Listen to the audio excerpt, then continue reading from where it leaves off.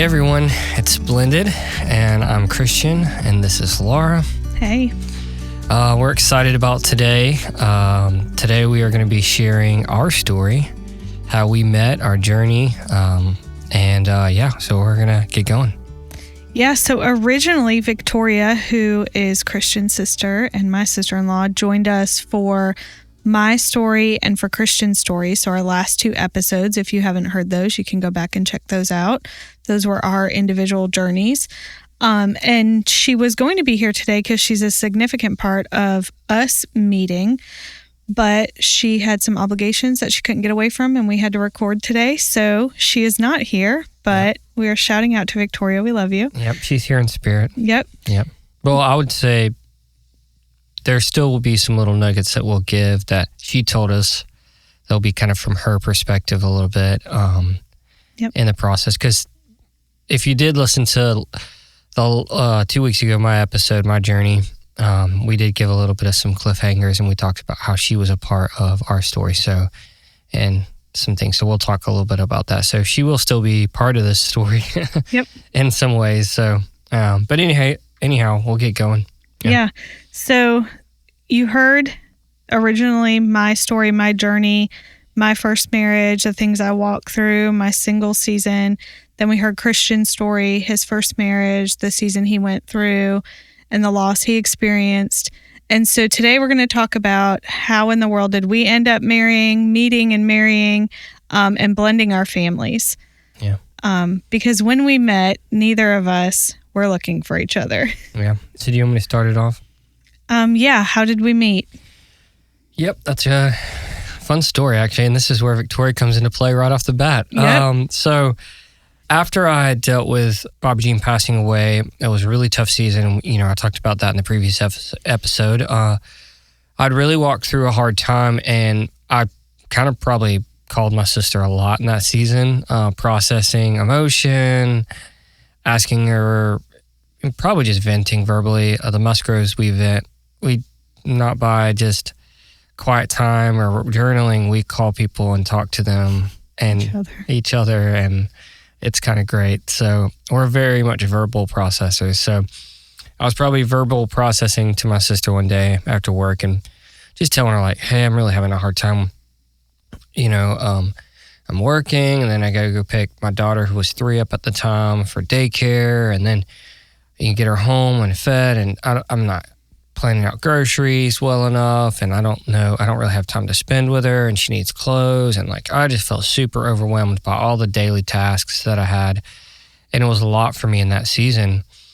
And I was just, and I've talked about this in some previous episodes. I think the first episode, Life Transition, we kind of talked a little bit about this, but I would walk through a lot and with her and just kind of, unpack what I was dealing with. And she would be like, oh, that's so much. And I remember one day she's like, you know what? You should talk to my friend. She's raised 4 boys. She went through a rough divorce and now has 4 boys, and she's doing it on her own. She's working full time. She's in church. Everything's great. And she seems to be doing amazing. Maybe you could talk to her and she could, share some advice. And in my mind, I was like, that sounds great. It also sounds a little weird too, because I didn't know her. Yeah, we didn't know each other. So Victoria had been my friend, I think at that point, for about 5 years. And I was single for about 5 years. I think, we did talk about this. I met her at the beginning of my single season. Yeah. And then you were single, was it 5 or 6 months at this point? I can't remember. Yeah, something like that. I think this is, probably 5 months. Yeah. So you and Victoria had that phone conversation. And then I'm trying to remember, I think Victoria and I had a conversation about it. Yeah, she said she was going to reach out to you. Yeah. She gave me your number. Yeah. And said she was going to talk to you first, and or something like that along those lines, and basically set up a time for us to just to basically she wanted me to encourage you. Yeah. And so a little bit of backstory. Victoria and I were extremely close. She walked through a lot of things with me, but I knew her, so I knew that her brother was going through his wife being sick. I knew because I prayed with Victoria through that process. So even though I didn't know Christian and his wife, I knew the story. I knew what was happening. So her and I were very close. So if she calls me and says, hey, I really believe that you could encourage my brother. I'm at a loss. I think she said this to me. I'm at a loss for words with some of his struggles. I feel like you could give him practical advice. So I didn't know you at all, but I did tell her, yeah, that's fine if you give him my phone number. But also, in all honesty, I had a lot of seasons where I was encouraged and the Lord provided so much, but I was coming to the end of a very long season that felt like it would never end.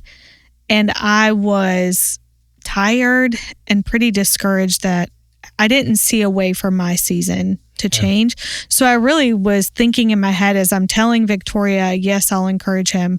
Also thinking, God, you've got to show up because I don't know how much I can encourage him. I felt like I was day to day trying to get through raising the boys and being exhausted from work and life. Yeah. And I know we've talked about some of this story and the life transitions of how we met. Yeah, but so some of it will be repeated, but that's okay. Some of it's repeated. But at the same time, I didn't really care. I kind of reached a point where I felt like nobody could really give me any help in this area of like practical. Like, people would pray with me and that was great. It was needed, but it also didn't feel like it answered many questions for me in that season. And I needed somebody to walk me through like how to do this stuff as a single person, where you had help before, now it's all gone. You're all on your own. What do you do? Right. And so I kind of reached a point, I think I waited like 2 weeks and then I finally text you and, asked like, hey, Victoria told me to reach out. Yeah. Could we get together sometime? And, right. And I remember it because it was going to be, I think you text me and then we ended up setting up a date like to get together and talk, like a date that we could meet. And it was the day that worked out for us both was actually going to be the first Friday night I was going to have without my little boys in a long time. And I was really looking forward to just being by myself and not having the boys and kind of resting. But I knew in my heart I was supposed to do this, like the Lord was telling me, would you do this for me? Go try to encourage him. Also felt like I didn't have much to give, but I loved Victoria. So I thought, maybe the Lord will use me. Yeah. So we also, I can't remember, did we have a phone conversation or was all just text message? Text. But I remember us thinking, you had just lost your wife and I'm a single woman. How do we navigate? Like, we probably need to meet somewhere where it's not Victoria a public place. I think it was, if I'm not mistaken, I want to say Victoria called me and said she had talked to you and said, hey, do you think, would you feel comfortable going to his house? I think that's what it was. Yeah.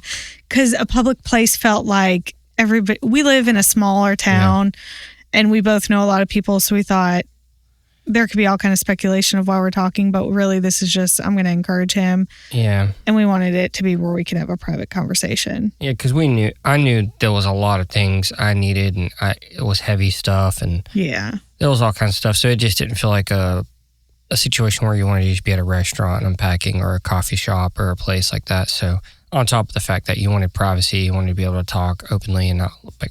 Yeah, I wonder if someone's listening like in a restaurant or whatever.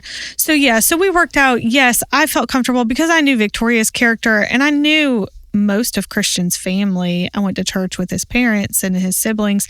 I knew them. I felt like these are good people. I can go meet with him. Yeah. So you came over and I remember I had like a little notepad or maybe my phone, but I had wrote like, I don't know, 10 or 15 very, very practical things like questions of, and most of them revolved around how do you know when to do this or how do you know when you should do this or do that? And it may be something as simple as like, how do you know what meals to plan? Or like, do you plan meals? Do you go grocery shop and like come home and cook every night? Do you not? Do you do easy all the time? Like, how do you navigate it? Because I wanted to be able to provide for my daughter and give her the things she needed and not just get by barely. I wanted to be able to do fun things and have it be exciting, and feed her meals that were not just a frozen meal from the freezer, because that's the quickest, easiest thing. So I just need to know how you navigate that, how you schedule it, Yeah. all the different things. So I immediately started, maybe we talked stories first, actually. I can't remember.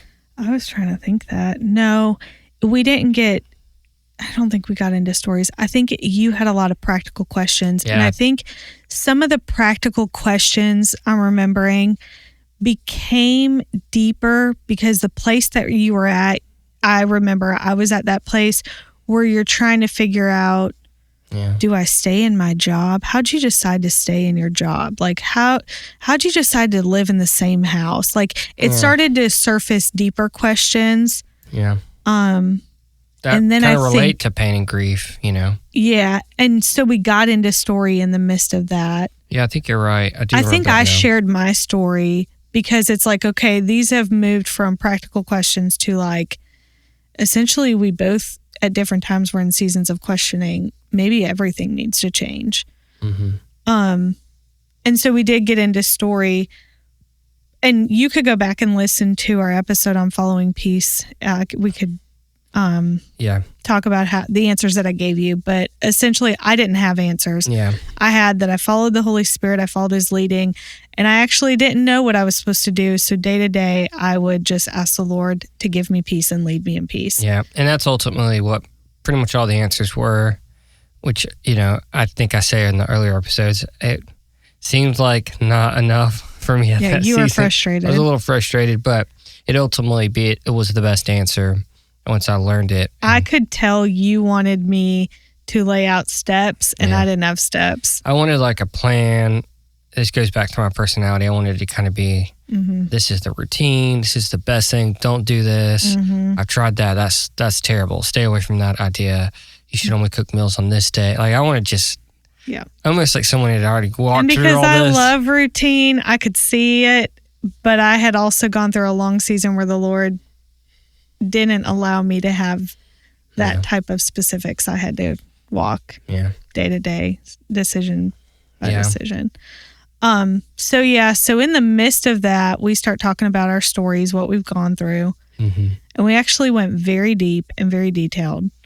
Yeah, and that was not planned at all. It was just organic. It kind of came out because I think some of the questions, like you were saying, were getting deeper and deeper, and it kind of drew on our stories. Yeah, it's like you got to give background. You got to share what we've walked through. And I think in that moment, too, we realized that the pain and a lot of the grief, there was some similarities that really felt like the other person actually understands what I'm going through. Yeah, I was going to say that. And comments that were made or little sayings that you would say that you felt no one really understood what you were saying. Right.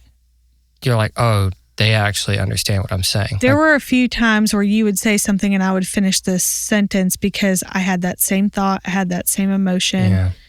And you do feel like it was clear that both of us were surrounded by really great friends and family who loved us.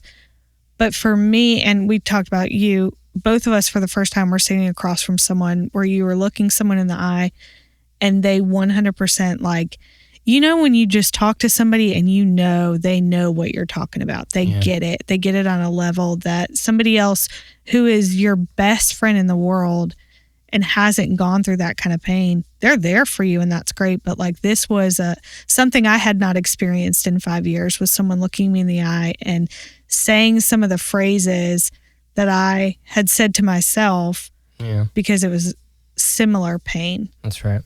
So it kind of drew us into like a really kind of trusting what the other person had to say because you experienced that, there was this like connection and feel like, wow, they understand me. Like they get this, which made it so much easier to talk because it felt understood every time you said something. It didn't feel like, oh, I'm saying this off the wall thing that nobody is dealing with and no one's experiencing this.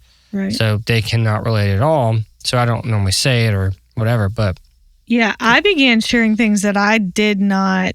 I'm not a vulnerable person if I don't know you.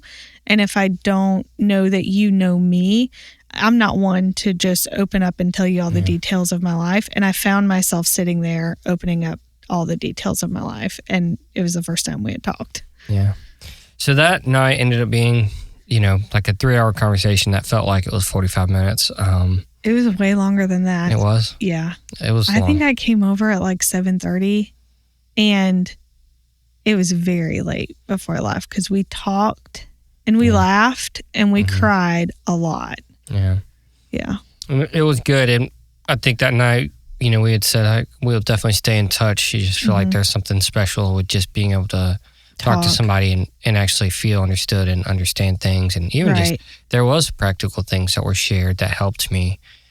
Even though she gave me the biggest practical thing was following peace, there was still a ton of other things that were shared. But kind of moving on a little bit, after that night she kind of left, I know for me, I was not really thinking too much about what was going on. I was just like, wow, that was really wild.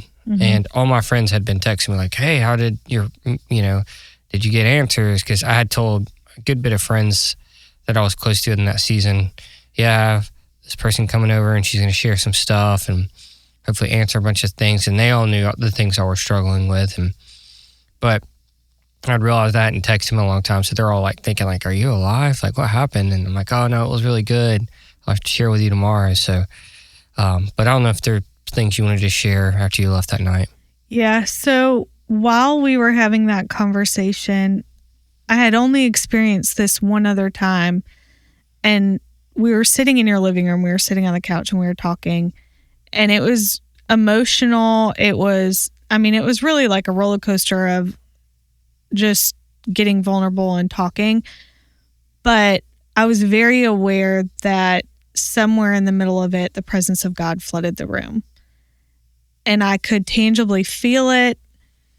And I had only experienced it to that degree one other time in my life. And I remember feeling like, okay, this is really wild. The Lord is here. I got in the car and, you feel so many emotions like, oh my gosh, this was my mind. I just got really vulnerable and told him everything. I cried in front of this man and I do not even know him. That was not my personality. That felt very vulnerable. And I was feeling like a ton of emotions. It was great to feel understood, but it also was very scary because I didn't typically open up. I had my people that I talk to, and those are my closest girlfriends, and I don't typically open up to others. So there was the rawness of that, but then I just remember crying on the way home and asking the Lord, like, why? I didn't know what was going on. Why was your presence so strong in that room? And I think I can look back now and think it was the beginning of a fear, because I could feel like while we were talking, something significant was happening. Yeah. And I don't know any other way to articulate it. It wasn't like neither of us could have even fathomed what came from it. No. But it was, God, you're doing something, and it feels pretty significant. So I just had a lot of fears surfacing of the vulnerability, I guess. But two, I wanted to say too, talking to Victoria, we were talking through this episode and this topic, and she said many times she has had this thought over and over again. At the time when she was talking to you, she was just trying to be a good sister and say, let me try to connect you with somebody who could give you some practical advice, because I'm at a loss for words. I'm single. I don't have children. Like, I really am struggling to give you the practical advice I feel like you need. And she said at the time she thought she was just being a good sister connecting you with someone. And she said many times she has looked back and realized that her saying, you should talk to my friend, was actually an idea from the Holy Spirit, and she followed the Holy Spirit's leading. All right, so that's kind of our first conversation. Yeah, and moving on a little bit later into the story, I think I immediately, probably maybe a day or two later, started to I think I invited you to a birthday party or something, or get together. Well, we had a lot of mutual friends. Yeah, a ton, which was weird that we really had never hung out. Right. Knowing the fact that we had so many mutual friends, that she knew my family. Yeah. It's almost like that's a whole nother thing, but we went back and talked later. Yeah. And It's wild our paths hadn't crossed. And we would talk about all these events that we both went to, or she would be like, oh, I left early. And then I'm like, well, I was late getting there. Or, I mean, it was like almost unheard of coincidences every single time. Yeah. Or, oh, I was on my way there and William threw up, so I wasn't there. And I'm like, oh, I played that event. I was, and it was just so many nonstop stories where it was just like our paths never crossed. It was just so weird. But we were in very similar circles. Yeah. So moving on, like she had talked to some friends and I had kind of invited her to this get together, and I think you eventually, did you come? Yeah, you came. Nope, I didn't. You didn't come. You told me no, that's right. Because I think you were hanging out with Ben at the time that night. And I had told him it was going to be him and I that night. Yeah. One thing that I just thought about that I wanted to say, we talked about that first night. We said similar phrases, and it was kind of wild that things were similar. But do you remember when we talked about, somehow we got on the subject of like, I think you asked me how long I had been single, and I said how long, and you were like, oh my gosh, that's such a long time. Yeah, I was almost blown away a little bit. And you were like, well, do you this was just totally practical conversation. Like, well, do you ever want to be with anybody? Like, do you, like, is that a prayer of yours or whatever? Yeah. And so like, this is, how vulnerable we got. We just started talking about it. And I said the only way that I wanted to be with anyone was if God did it. And you began to tell me about the night. Will you share that you were in your room on your knees? Do you know what I'm talking about? Yeah, we did say that. And when it came out of your mouth, it was the same thing I had prayed. Yeah, and I'd kind of reached a point prior to, maybe 2 weeks before I actually talked to Laura and she came over. And this was, honestly, I'd probably already told Victoria that I was dealing with a lot and needed help. And I talked about this in my journey episode, but some of the loneliest nights was when I would come home, I'd put Adeline down. Right. And then it was just nothing. Like, I didn't want to watch TV. It was just emotionally draining for me because I wanted to talk to someone and there was no one. And I wasn't going to call my sister every 5 minutes. Like, that felt weird. I didn't want to talk to my sister. I want to talk to someone that, because I missed that. I'd had that and it's gone.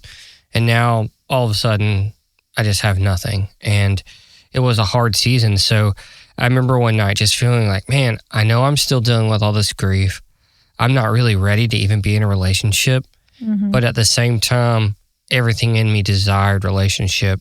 Right. Because I missed it. But then, so I kind of got down on my knees one night. I was just I was in my bedroom. I had like a rug and I just like kind of laid down on the ground, was crying. And I said, God, the thought of dating too. Oh, we talked about that. So like, taboo. Like nobody wants to do this. I'm not going back on. I'm not doing dating apps. I'm not doing random friend get-togethers. I think once you're married and you have kids, like entering the dating scene is like, it felt gross. I'm like, I'd rather just be single. I think I don't want to deal with this anymore. That's why I was single. And so I prayed to God. I said, God, if you want me to be with someone, it's got to be you. Like, I want it to be easy. I don't want to have to go through this weird, awkward phase of feeling disconnected and trying to get to know somebody and blah, blah, blah.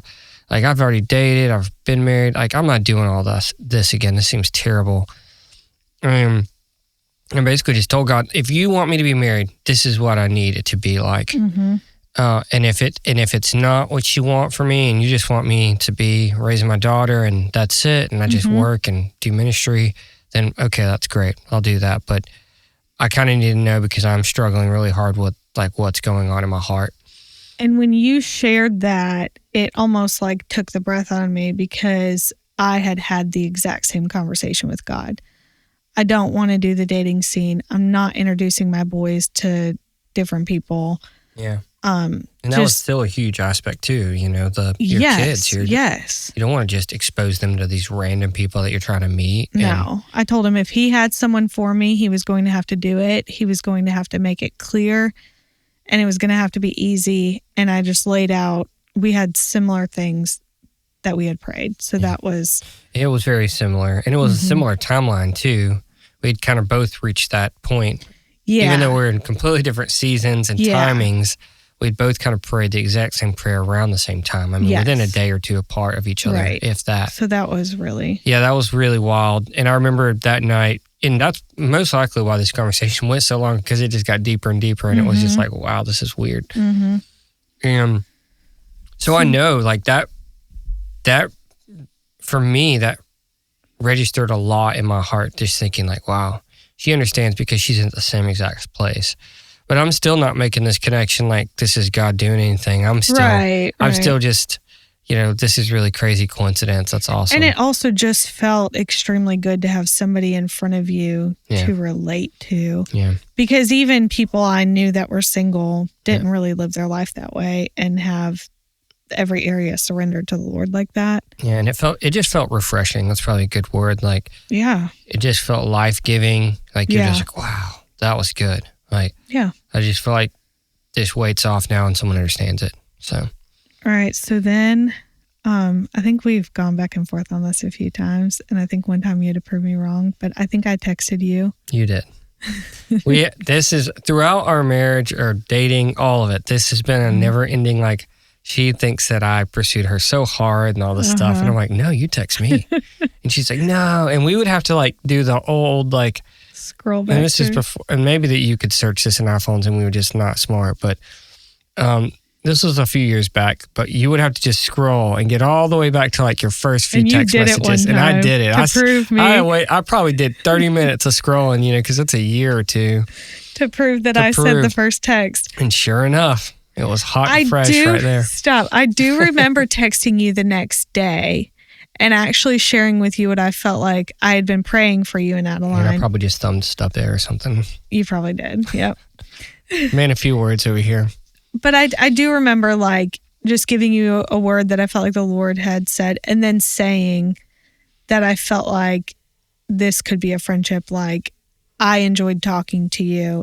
And I don't even remember how I worded it, but basically I would talk to you again. Like, that I was available. Like, it's not like a one time, I don't remember the word. And then to bring my sister back into this, I remember I went, let's throw her out in this one. Yeah. So I was going to a coffee shop downtown and I was going to get coffee before I went to work. And, my sister, we would all just kind of go to the same place and we just run into each other. And she texted me and asked how our conversation went. And her and I talked and I said it was great. We really connected.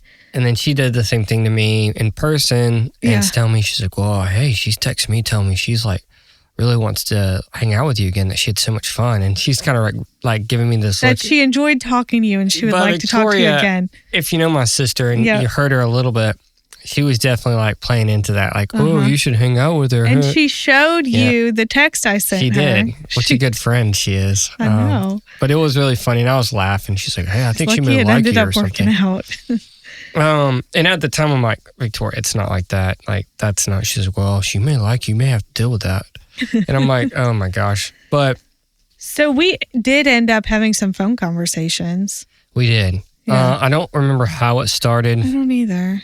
I probably called you, I guess. I don't know. Well, I will say this. Even in that season, and to this day, I don't love texting. Like, I'm not going to send you a paragraph text message every time. I will. Laura will. The only time that's coming out of my mouth is voice to text. Yeah. And if anybody ever does that regularly, it's terrible.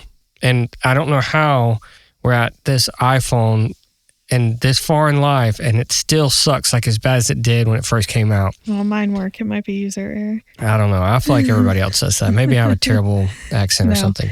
But somehow we talked on the phone. Well, I say all that to say I probably wanted to talk on the phone because I can't express or have a conversation on a text message. Yeah, I'm going to be like, answer a question, ask a simple question. But if it's more than a few sentences, I'm going to call you, which people probably love that about me.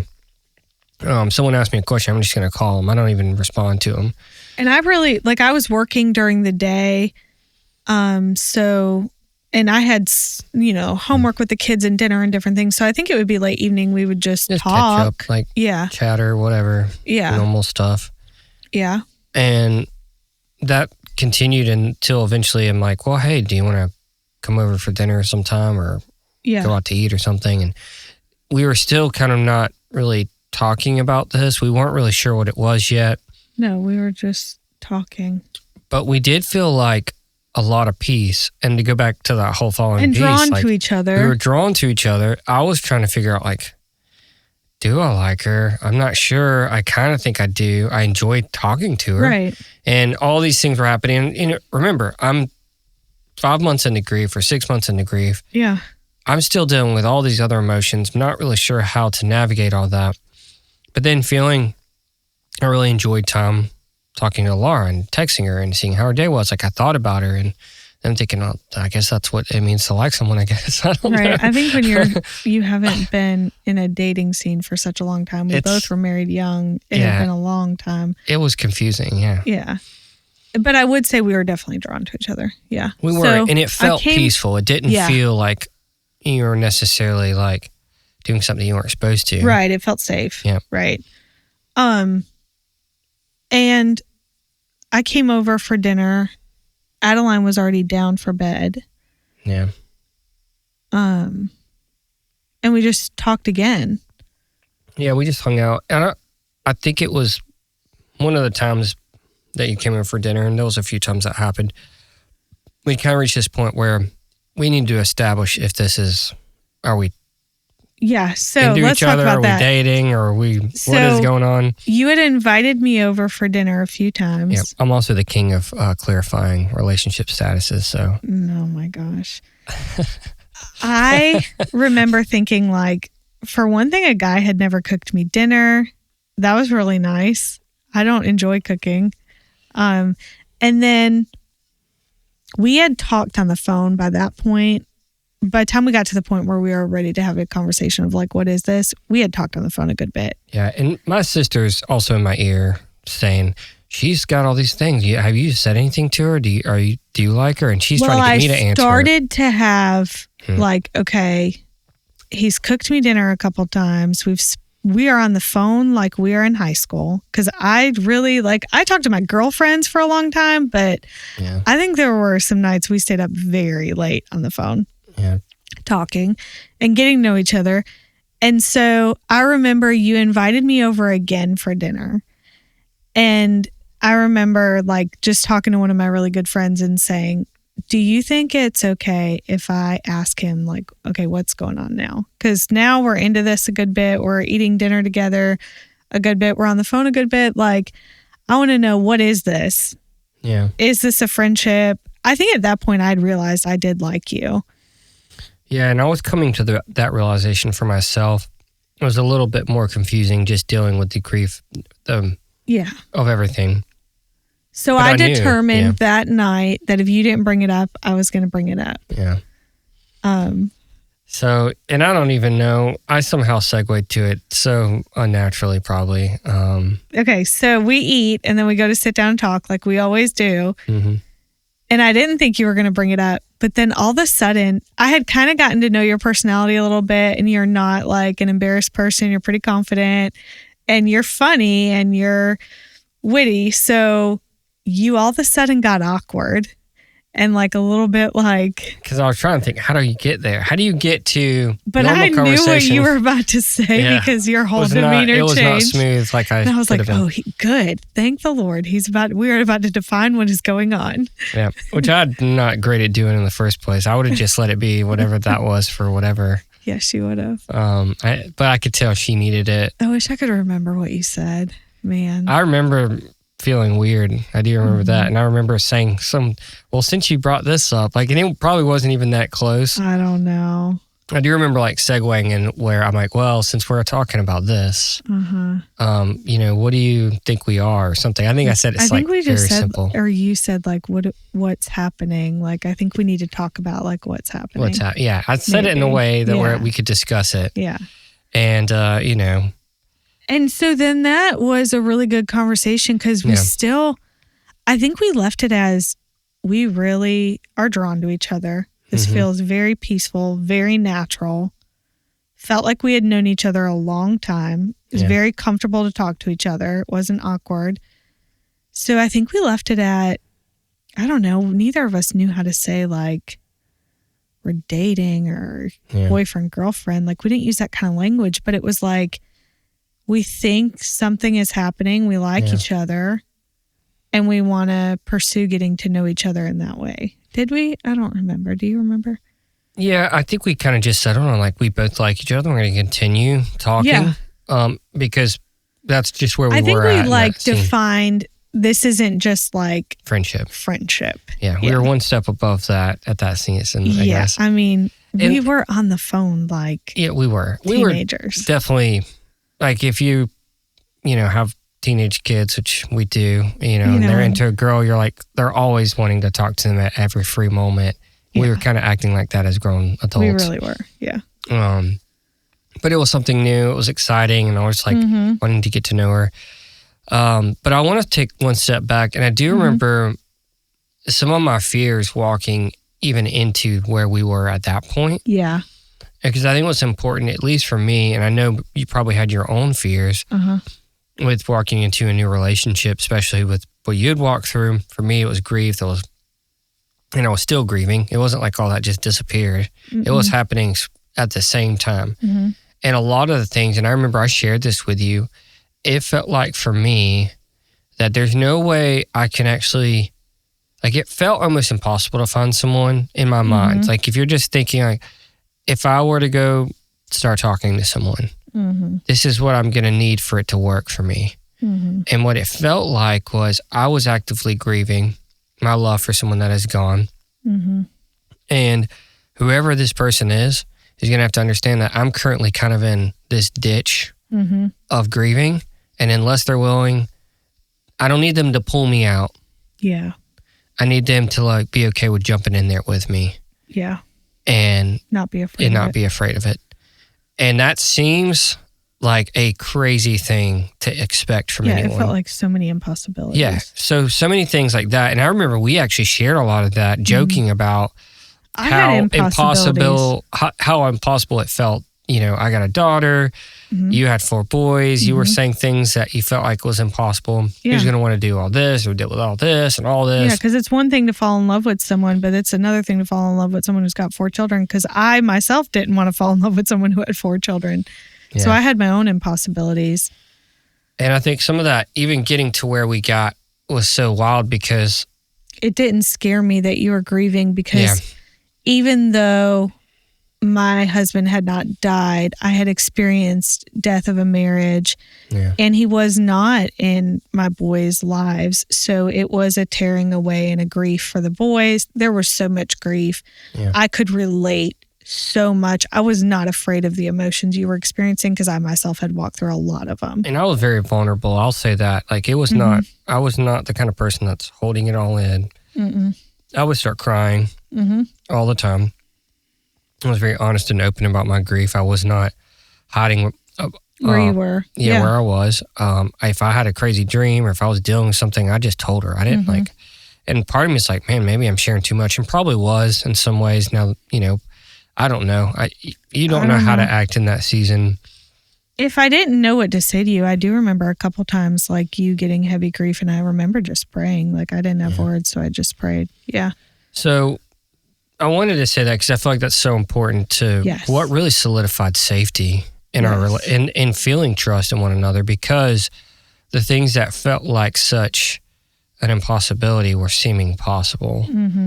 And that safety of that actually led to me trusting Laura to like, I mean, I like her, but like, can she handle this? Like what I'm dealing with. Right. So yeah, and that was a lot. Once we walked through even just getting to where we talked about, okay, I guess we're dating. If that's what you want to call it. I mean, I don't know. There's so many terms these days. I don't know. And for me, I had a ton of fear that I processed with some close friends, but I had gone through such a painful divorce that I had really thought I would never let someone have access to me in that vulnerable of a way. Yeah. I didn't think ever again. That felt terrifying. Yeah. And I think one thing that we did that was really wise, and this may have been more of your thinking, I would admit to say that because of me grieving so much, I didn't always come up with the greatest.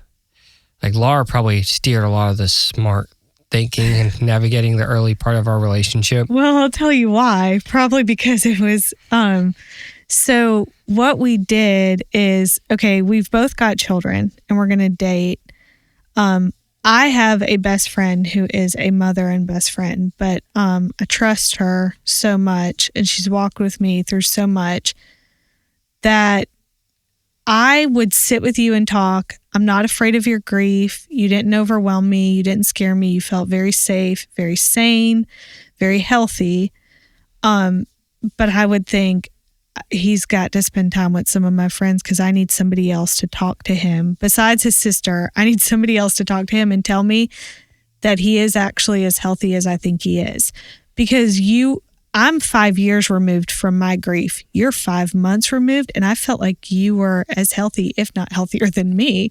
And so I thought, how is that possible? It took me years to walk through some of my stuff, but we're both so different. Yeah. So I had people in my life that I trust, and one of them actually was my pastor. And not that you have to have a pastor or a leader as the person that you're accountable to, but he had walked me through so much of my process and I knew him so well, trusted him so much. And you also knew I had a relationship with him as well. He knew you, yes. So he came up in my mind as another person that I trusted his discernment in the situation, that if he sat down and had a conversation with you and he knew your story, he knew your family, I wanted him to tell me, do you think he's as healthy as I feel like he is? Do you feel like he's ready for this? Because I knew the safety of bringing people in.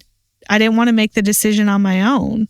Yeah. So we reached this point where that was where Laura's like, would you be okay meeting with some, these people? And at first I was like, because I'm thinking, if he's crazy, they're going to catch it if I'm missing it. Which also kind of made me think, are there some flags that I don't know? Am I saying too many things she needs to know? Like I didn't have any flags, so I needed somebody to find a flag. Yeah. And I was completely fine with it. I knew her friend. I knew her well. Which is another aspect of the story. So you kind of, you grew up with one of her sons. Yeah. You're friends with him to this day. We were in youth group. We were friends and so that was wild. You felt comfortable going to talk to her. It wasn't a total stranger. Yeah, I hadn't had like a deep conversation with her in a long time. I knew her and like said hey and stuff, but I knew her. So I was like, you know what? I went over there as a kid and like swim and all the stuff. So I got to talk to her. She's great. Mm-hmm. And it ended up being such a God thing. It did. That was one of those things where you get over there and you think it's going to be 30, 40 minutes, and I think I was there for like 2 or 3 hours. I remember neither of you texting me and me thinking, what are they talking about? Yeah, it was so good. And it was so much deeper than even just talking about me and Laura. We got into grief and, what we believe about God and everything. It was just so good. And there were multiple moments where we were both crying. She told me her story and it was with her family and things like that. And it was so heavy and good and emotional. And like, it was just so...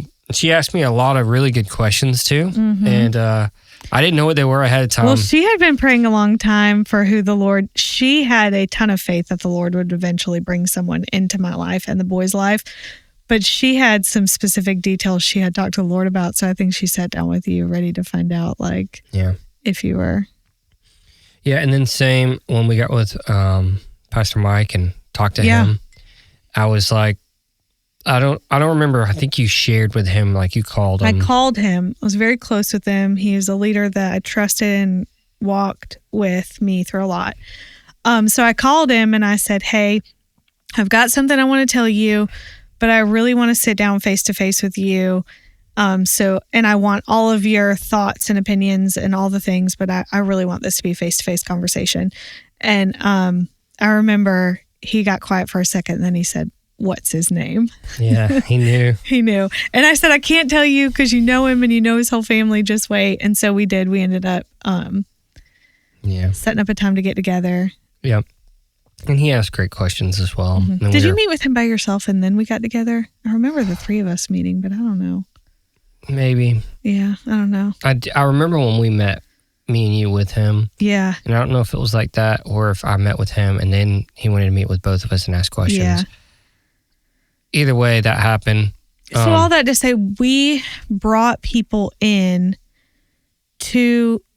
we trusted the Holy Spirit, we trusted ourselves, but we also knew that there was a lot of emotion involved, and we wanted to make sure we had safe people that we trusted coming into the situation who, if they did feel a red flag or they did think one of us was not ready, they could ask those questions we're not thinking about. They spoke into our lives, so they could tell us. Yeah. So we did that. And that was good. And I really think that brought even more peace for us Definitely. to walk even further, because we were hitting these little milestones where, okay, this is, we're getting to the point where we want to, we're starting to talk like, okay, if this is real, before we even begin to bring our kids into this, oh yeah, which we're very intentional to not, because we wanted to know that it was a God thing for us, that this is something we want to pursue, and this is going to, end in marriage. Like, unless we were there, the kids were out of the question. Because I had resolved I wasn't going to introduce them to anybody, and even telling anyone I publicly, like announcing this thing. So we kept it really close to family and friends. And most of that was because you were so close to, like, you weren't far removed from how long it had been in losing your wife, and there were so many people still grieving. So we knew this didn't need to go public unless we knew. Yeah. We just wanted to have time to get to know each other without everyone's opinions, because we ourselves were filling out if this is what God was leading us to. That's right. Yeah. So after doing this, we were having more and more conversations. We're getting into spending more time together. Yeah, a few months in. Yeah.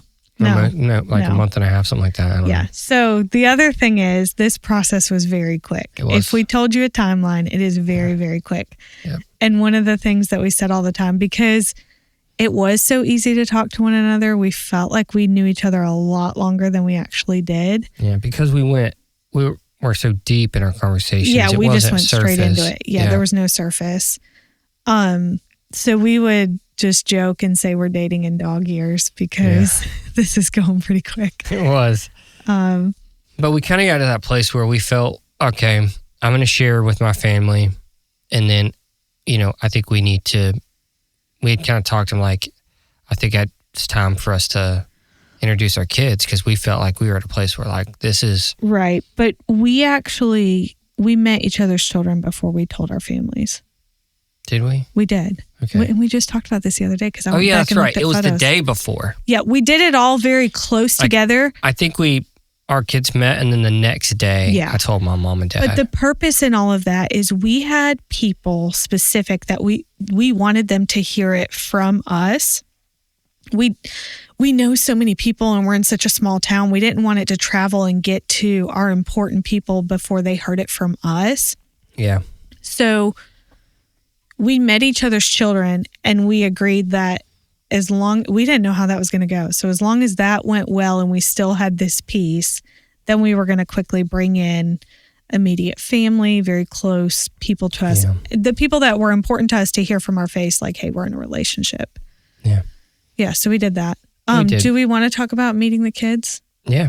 I think that was because that was such a miraculous thing, honestly. It really was. I remember the night before, I think we had planned a date night in another town. Like we would go date in another town just so we didn't have to deal with running into random people that we knew and have to answer questions. So we would go to towns next to us, a few towns over or whatever, and go places. And I think it was the day before we had planned a little trip to just go out for dinner and then or lunch, I think, and then we were going to come back and do something with the kids. And I remember I was feeling pretty vulnerable that night.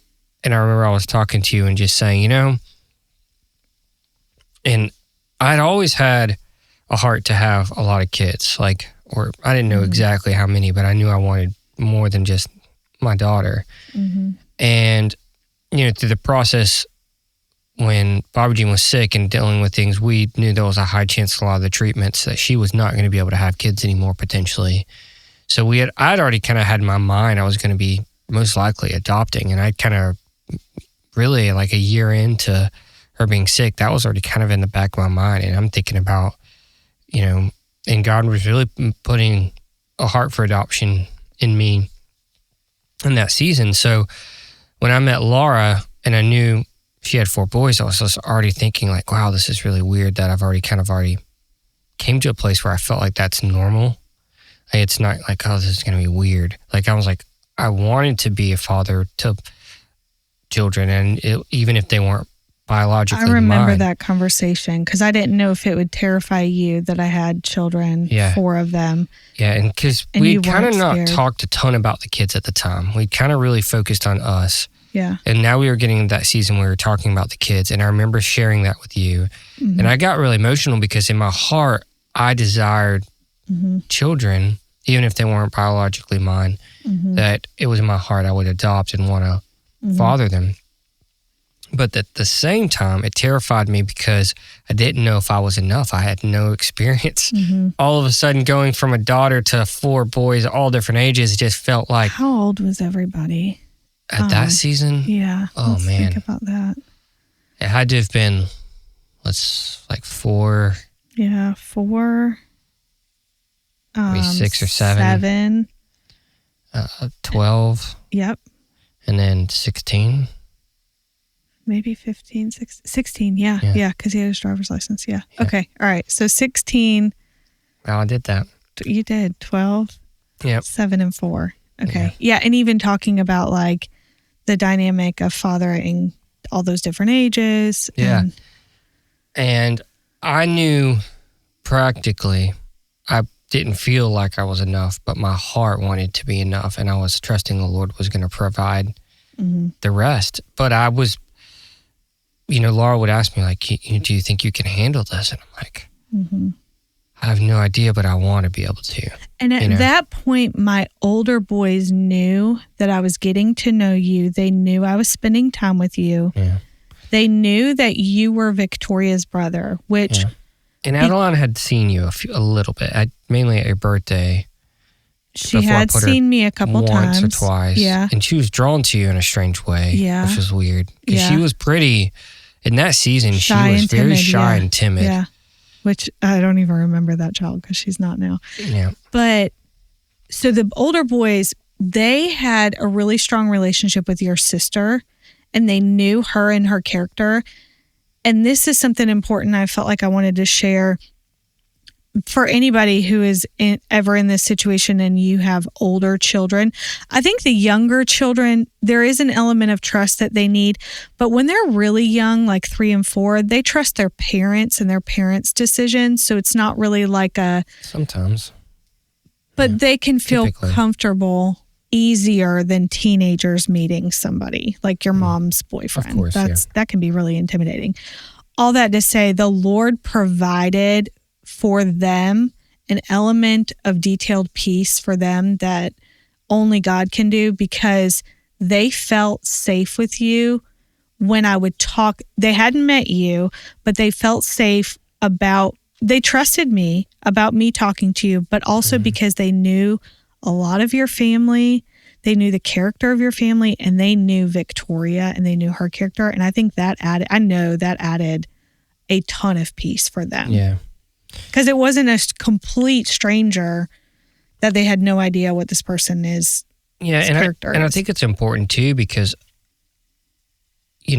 Ben had already been really desiring a father. Oh, he was praying for it regularly. So I think there was an excitement even around the fact that, oh my gosh, all this time they've waited, mom's finally talking to someone. Yeah, and they wanted to meet you. Yeah, and it's somebody that, they don't know but know of. Right, they loved your sister. Correct. So it kind of just always just like, oh, this is good. This isn't some weird dude from the internet or some guy we've never met. Like, this felt like exciting and this could work in their mind, maybe. I don't know. But I remember telling them to be patient and to trust me, and that when I felt like it was the right timing, they would absolutely meet you and have a say in how they feel about all this. Yeah. So we decided to do it.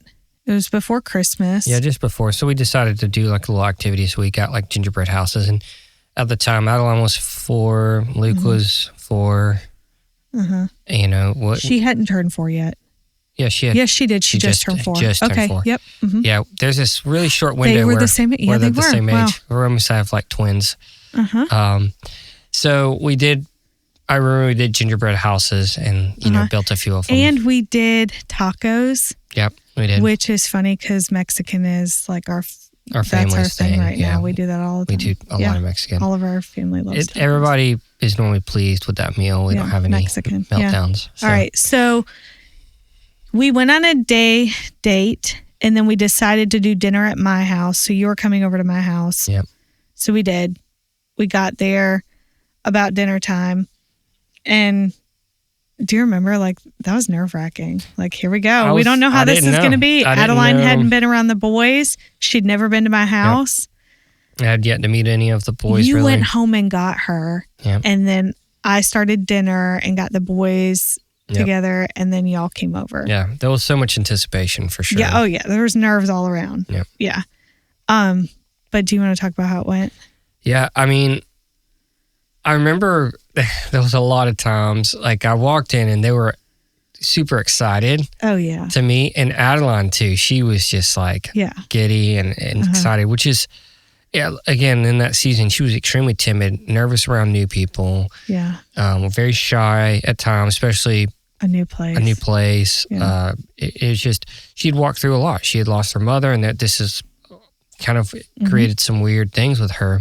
Mm-hmm. And so for her to feel comfortable in a new environment like that, and then also just to instantly be okay and talk to these boys like I think it was like 2 minutes, and she was in the bedroom dumping out Legos with them and going through all their toys. And they loved it. They were like this little girl. They were showing her everything. And they came right up to me and were talking, and William, he was just chatting away nonstop. Yeah. Super. And I know Laura had kind of given me a little bit of rundown on each child personality and like kind of things to look out for and who's going to probably talk the most. And I remember her kind of sharing these things. And I remember at one point we'd eaten dinner, and they're all asking a million questions. So it's like rapid fire. Yeah. They want to show you everything. Yeah, they're showing me everything, and I'm just trying to like keep up with it all. So this is a lot of attention. And I was fine. And then I remember looking over, and Laura's looking at my face like, is he scared? Like, is this too much? Is he overwhelmed? And she's like, are you good? I'm like, yeah, I'm good. And then she kept testing me every like 10 or 15 minutes because I could feel like she's trying to gauge. Austin and I both did that. I think he was kind of quiet, and we both just kind of eyeballed you like, is he going to run out of here? Because this could get loud and wild. We're dumping Legos. Kids are loud. They're talking all at the same time. I mean, it's like, 5 conversations happening at once. I mean, everybody had a question. I couldn't even get the answer out before another one was asked. Adeline was asking if she could spend the night. Well, yeah, it was weird because we ended up, I had brought some pajamas to just go ahead because I'm a very much routine. So I had her bedtime was like, it was routine. So you were going to get her in her pajamas to take her home. Planned. I remember I was giving her a bath in your bathtub. Yeah. And the boys were all kind of getting ready as well or something. Yeah. We just finished doing the gingerbreads, and I was planning to leave after probably like 20 or 30 more minutes. Right. So I was bathing her, and I remember she looked up. She's like, Dad, can I stay here tonight? And I'm like, wow, that's weird. And I was like, you just met these. She's like, I know, but it's just so much fun. She didn't want to leave. She's like, I want to stay here. She's like, you can come back and get me. And like, she wanted me to leave her there. And I was like, this is not my child. And there were so many things like that were like, so much peace. There was so much peace. And we didn't do anything like crazy. It was just normal. It just naturally happened. And it all felt very natural. Yeah. And I would say that never, like the entire process, the more and more time we spent together, it just gelled more and more. We didn't have these big blow-ups and fights, and of course there's situations, kids are kids, right? Oh yeah. But as far as the safety and the comfort, it just built and built and built. And it just all naturally progressed into what it turned into. And we knew at that point that like, okay, this has got to be God. Like there's no denying this doesn't happen. And everyone I would talk to, every book I would read, people were like, yeah, this is the longest process. You got to be patient. You got to earn their trust. It was like, trust was established fast. And it really was. Relationships had to be developed. Yeah, there had to be some things, but... Yeah, you would come over and play basketball with the kids. We took them on walks. Yeah. We were just trying to find ways to get to know each other. Yeah.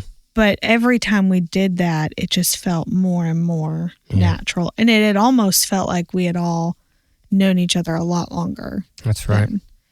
And I remember too, there were a few times, I remember the first time, you know, if you had a job to do or something, Adeline was used to going to be like with some of your family members, your mom or something. Yeah. And so I remember like saying like, well, let her come to my house. Let her spend the night. Yeah. Which felt kind of wild to say. Yeah. But we did it. And she, of course, because she already wanted that. It was so...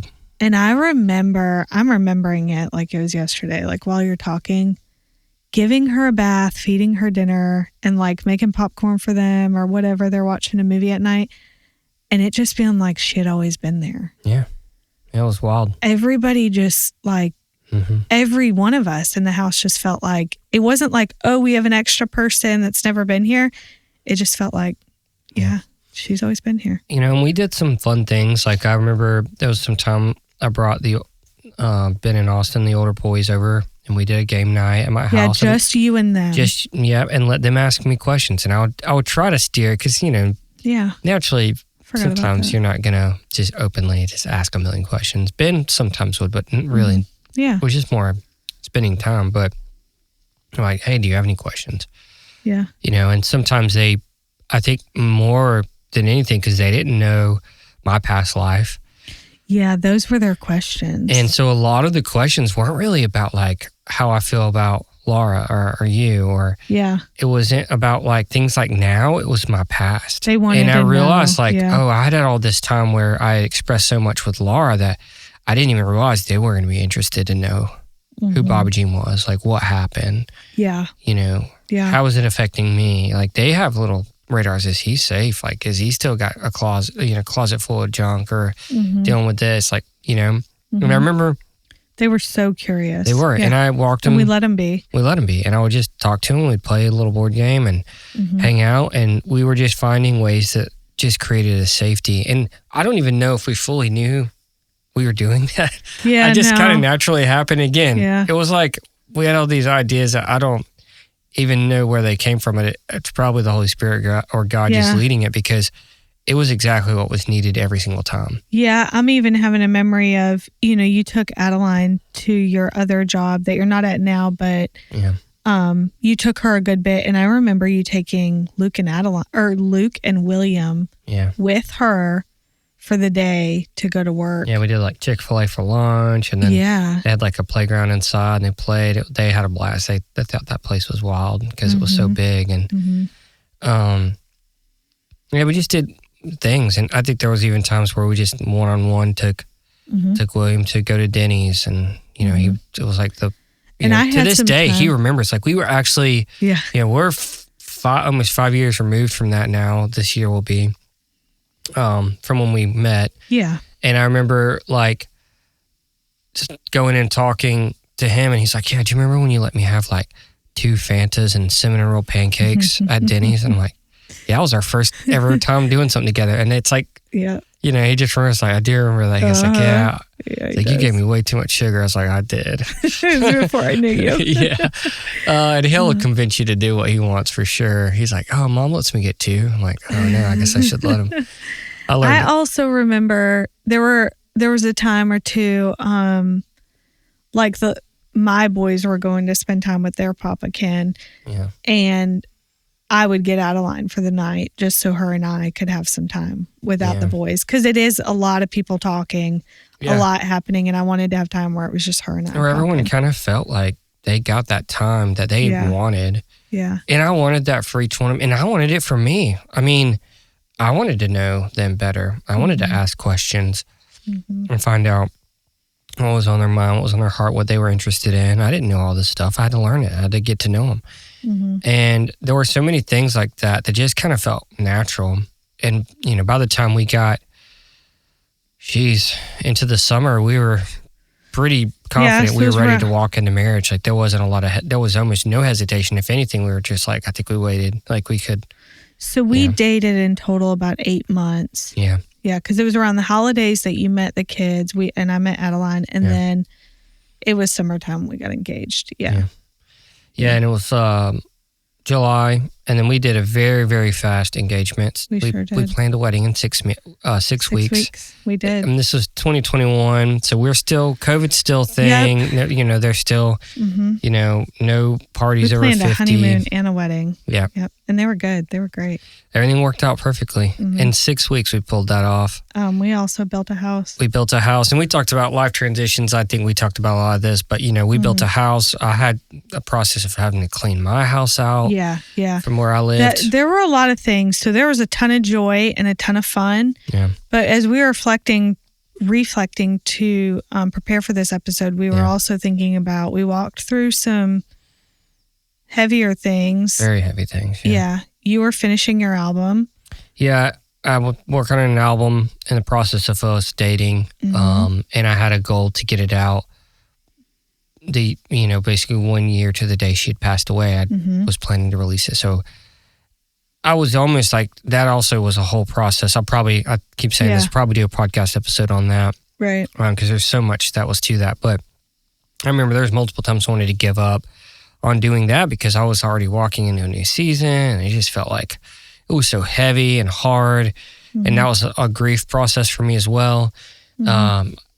You were supportive to push. You helped me finish. I remember I came to you in January. I was like, I think I'm done. Like, I don't think I I'm knew going to how meet my important goals. it was to you. And I'm so glad I finished it. I'm so glad I pushed myself through and did it. But it was hard. But at the same time, there were so many things happening. And we had amazing friends. We did. A friend group that we did movie nights and did things. And they were supportive. Aaron, Garrett, Ethan. I mean, tons of people that would really just be there for me. Avery, I mean, all of my friends were so good. Sean, Daniel, different people that would just call me and check in. And, oh man, I mean, I wouldn't have made it without the friends that we had because they were there for us. They were so significant in us getting to know each other. Yeah. Because they were the ones we hung out with a lot Yeah. while we were getting to know each other. Yeah, and people that we opened up with and said, hey, what do you think? You know, these were other little tests that were like, hey, am I crazy? You know, and they're like, maybe. Yeah. You know?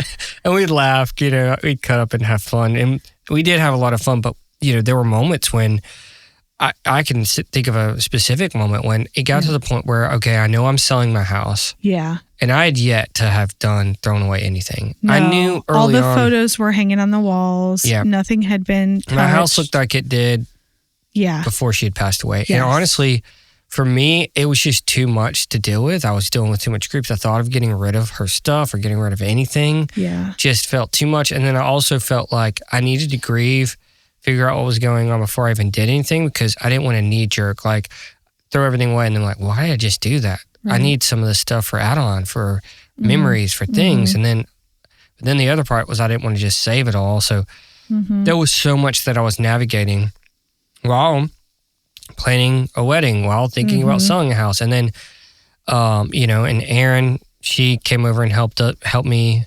Yeah. You know. Well, we talked about, we knew it was going to come to a point where we had to get your house ready to sell and we had to get it cleaned out and we had to box up things. Yeah. And I knew it was a really hard thing for me, even though I felt very comfortable. I wasn't afraid of any of your grief. There was peace in our conversations about grief and all that, you know, we had a lot of raw, real conversations about what you were experiencing. I knew that I was not the person to sit down and help you clean the house out. For one, that felt like it didn't feel peaceful to me. And for two, I wasn't in relationship, didn't know her. Yeah. And it felt like you needed to do it with someone who truly knew her and someone who could be there for you in a way that I was not supposed to fulfill that role. Yeah. So, and I even came to that decision because there was one point where I felt like, gosh, am I supposed to do this with him? And processing with the Lord and feeling like, no, I'm not supposed to do this with him. But then I had some coworkers I had a conversation with, and I'll remember one of them was really honest with me. And when she spoke, I knew it was the answer I needed to hear. And she had gone through some things and had experienced loss. And she said, you need to let go of the guilt of thinking you're supposed to do this with him. You are not the person to do this with him. You are going to become his wife, but he needs to do this with someone else. Yeah. And so sharing that with you, Because I wanted to always be there for you, but it felt like I had to trust the Lord would bring someone else to be there for you. So when we knew Erin was the person because she was so close. Yeah, and she ended up coming and helping you with some stuff too. Yeah. She went through the attic. Yeah, so getting my house ready, I was renting it, but I knew we'd be moving out of it. And so I had, 14 years of photographs and all kinds of different things. I had an attic full of my ex-husband. I knew him in high school. So I had boxes from high school and all different things. And so Erin, she helped you. And then she came over and spent some time with me and helped me. I didn't want to just in anger throw away every photograph. I wanted to save purposeful photos for the boys to have for the future, for one day when they wanted to go through their baby pictures and different things of their history. So she helped me organize all of that and get it in boxes and memory boxes for the kids so that when we moved into our new house, everything was organized. Yeah. And that was such a provision from the Lord. It really was. Yeah. And I mean, she was there in so many ways. I mean, and again, having that great friend support group, I mean, that was critical for what we were walking through. We needed that. We couldn't just do it for each other all the time and handle all these heavy things. Had we not been supported by amazing people who believed in what God was doing in us, but also knew our histories and walked with us. And were strong enough to walk with us. Yeah, through very emotional things. Yeah.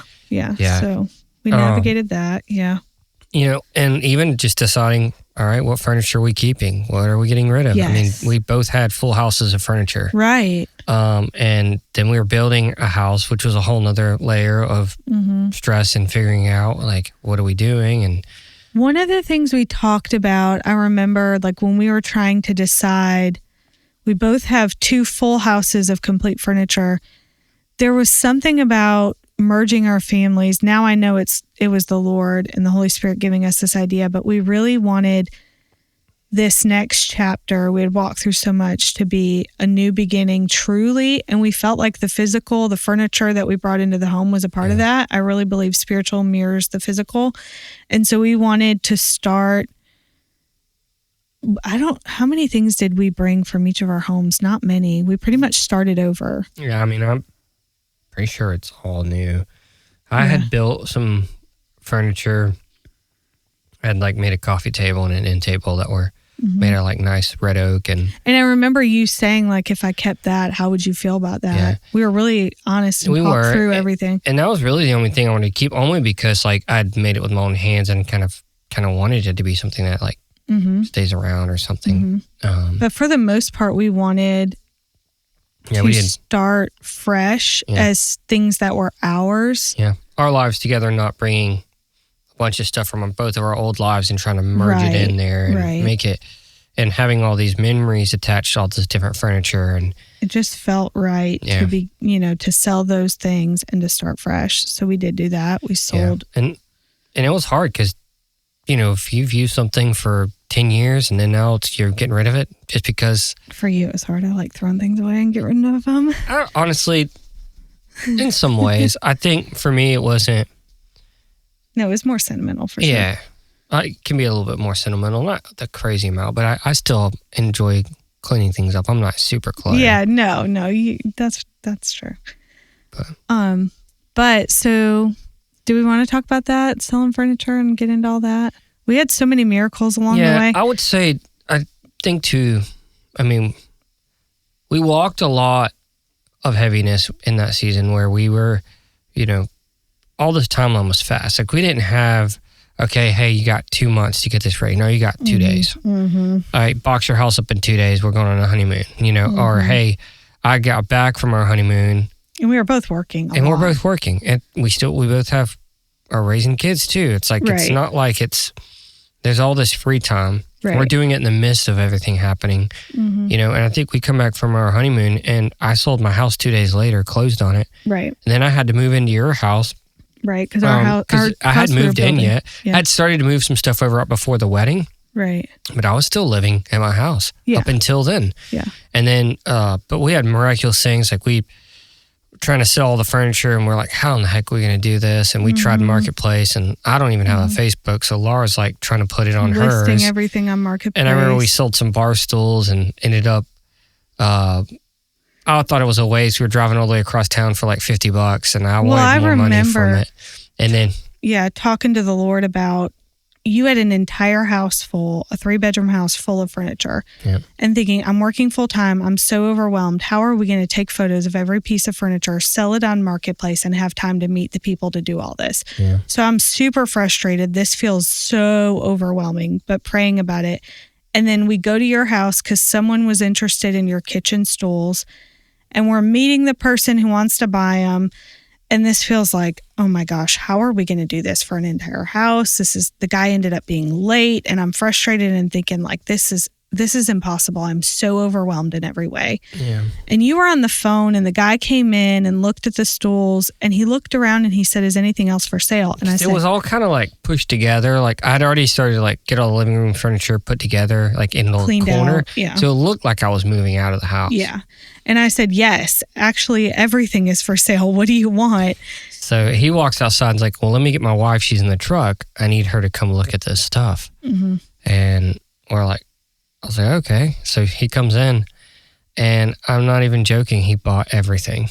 They were furnishing a home for their daughter who was going off to college. So my bed, my mattress, Washer, and dryer, couch, everything. rugs, TV. nightstands, TV stands. Yeah. I mean, bookshelf. I mean, the whole thing. He ended up writing us a check for the entire house. And I remember thinking, Lord, I can't believe you just did this. Like, you just answered my prayers of how am I going to sell all this stuff? Yep.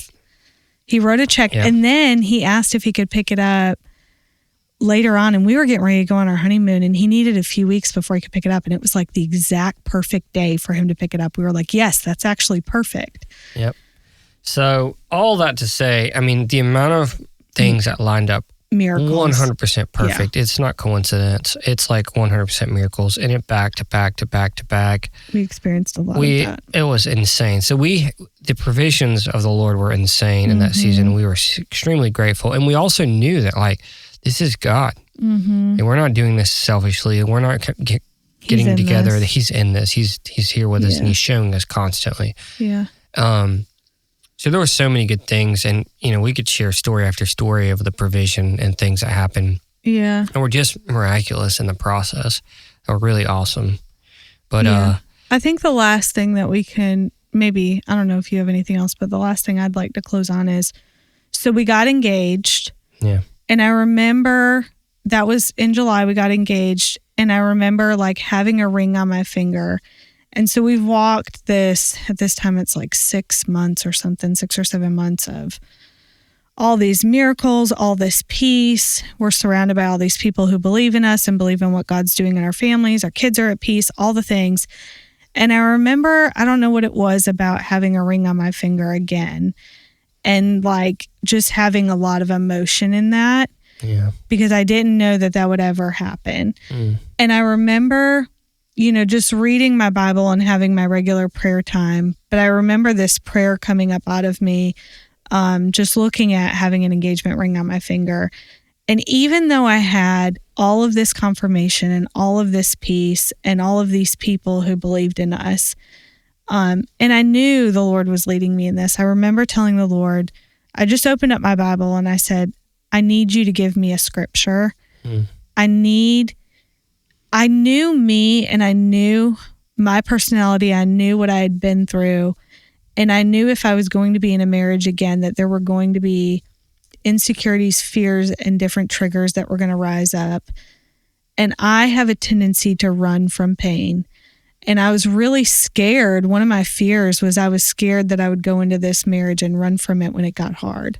Yeah. So I remember talking to the Lord about that and saying, if you give me your word, give me a scripture, show me that I could go back to if this gets hard. And so I think it was 2 or 3 weeks after I prayed that, was just reading, and I end up in Psalms a lot, but Psalm 67, verse 1 and 2 leapt off the page, and I knew it was God answering the prayer of needing a scripture. And it's, God, keep us near your mercy fountain and bless us. When you look down on us, may your face beam with joy. Send us out all over the world so that everyone everywhere will discover your ways and know who you are and see your power to save. Yeah. I just knew in that moment the Lord had answered me and given me his word. And countless times over the last 5 years, I've gone back to that and stood on a word. So I say that to say, we can all have confirmation, we can have peace, we can have blessing, we can have all kinds of things, but I do believe the firmest foundation you could have is Scripture. Yeah. I think And it's it's so something important. that you stand on, something you believe, because there's going to be rough seasons. There's going to be times where you doubt or, oh, I made a mistake. We rushed into it. Or Well, there's just a lot of pain and triggers and fear that can come in a second marriage. That's right. And to be able to go back and say, this is God. God showed me this. Yeah. Then it's like you can't undeny that. It's There's safety in his will. There's safety in that. And so I'd say for anyone that's hearing this story, and there's even way more. This is a long episode, but this is a very shortened version of such a long story. Long story short. Yeah, long story short. But if you're in this place, maybe you're walking into a new season, or you're starting to date, or you're going through this, and you've walked through divorce, you've walked through loss, and you're asking yourself, God, is this you? Or you're struggling with knowing what's right. Mm-hmm. I would encourage that same thing. Ask the Lord, give me something in your word that says it. And listen, if you ask, he'll show up. You just read until it jumps out, till he speaks. Yeah. And I think that's such an important process, because you're not going to do it alone. You're not going to have all the answers. So many times I knew I did not have the answers walking into situations, and I trusted the Holy Spirit, and I trusted the Lord, and bam, he showed up. Mm-hmm. And he did it all through me, but I trusted him, and I walked out that with him. And I think that's so important. And we knew we wanted to walk into this marriage with that motto, with that concept, that we weren't going to just try to do this on our own. Even though we've walked through, we are very strong, we can handle a lot. We didn't do it on our own. We trusted the Lord the whole time. Right. And we're continuing to do that today. Yes. Sad Victoria couldn't make it, but she was definitely mentioned a lot, so hopefully she'll be happy about that. Yep. Yeah. So we got a lot more stuff we're working on, a lot of fun episodes coming up. Yes. Maybe even some really cool, we're got some collabs coming up, got some people we're going to have on. Exciting. And some other people from other podcasts we're going to be doing some stuff with, so we're excited about that coming in the future. But in the meantime, go back and listen to other episodes, share it with your friends, family. Yeah. We enjoy doing this, and hopefully it's meaningful for y'all. So yes. And you can follow us on Instagram at blended_podcast. All right. Y'all have a good one. Bye.